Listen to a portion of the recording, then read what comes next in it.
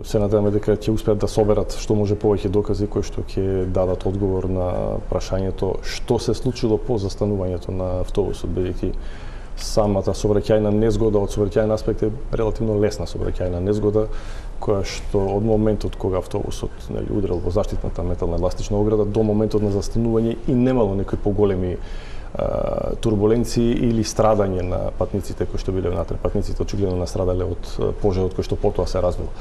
Така да сметам дека вештачењето и барањето на одговори ќе треба да се одвива во правец на тоа како настанал пожарот и како тој пожар толку брзо се развил за да патниците не успеат да излезат.